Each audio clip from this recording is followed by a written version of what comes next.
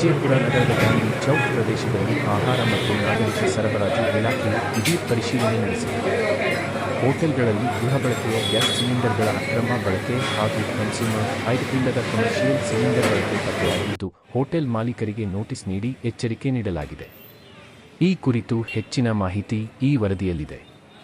ವಿಜಯಪುರ ನಗರದ ಗಾಂಧಿ ಚೌಕ್ ಪ್ರದೇಶದಲ್ಲಿರುವ MR. Hotel, Sai palace, Srinidhi hotel ಸೇರಿದಂತೆ ಹಲವು ದೊಡ್ಡ ಹೋಟೆಲ್ಗಳು, ಸಣ್ಣ ಹೋಟೆಲ್ಗಳು, ರಸ್ತೆ ಬದಿ ಆಹಾರ ಮಾರಾಟಗಾರರು ಹಾಗೂ ಗಾಡಿ ವ್ಯಾಪಾರಿಗಳಿಗೆ ಆಹಾರ ಮತ್ತು ನಾಗರಿಕ ಸರಬರಾಜು ಇಲಾಖೆ ಅಪವಿ ವತಿಯಿಂದ ದಿಢೀರ್ ಪರಿಶೀಲನೆ ನಡೆಸಲಾಯಿತು. ಆಹಾರ ನಿರೀಕ್ಷಕರಾದ ಶ್ರೀಶಂಕರಗೌಡ ಬಿರಾದಾರ ಅವರು ಹೋಟೆಲ್ಗಳಿಗೆ ಭೇಟಿ ನೀಡಿ ಲೋಪದ ಸಿಲಿಂಡರ್ಗಳ ಬಳಕೆಯನ್ನು ಪರಿಶೀಲಿಸಿದರು. ಪರಿಶೀಲನೆ ವೇಳೆ ಕೆಲವು ಕಡೆಗಳಲ್ಲಿ ಗೃಹ ಬಳಕೆಯ ಡೊಮೆಸ್ಟಿಕ್ ಲೋಪದ ಸಿಲಿಂಡರ್ಗಳನ್ನು ವಾಣಿಜ್ಯ ಉದ್ದೇಶಕ್ಕೆ ಬಳಸುತ್ತಿರುವುದು ಹಾಗೂ ಮಾನ್ಯ ಕನ್ಸ್ಯೂಮರ್ ಇಲ್ಲದೆ ಕಮರ್ಷಿಯಲ್ ಲೋಪದ ಸಿಲಿಂಡರ್ಗಳನ್ನು ಬಳಸುತ್ತಿರುವುದು ಕಂಡುಬಂದಿತು.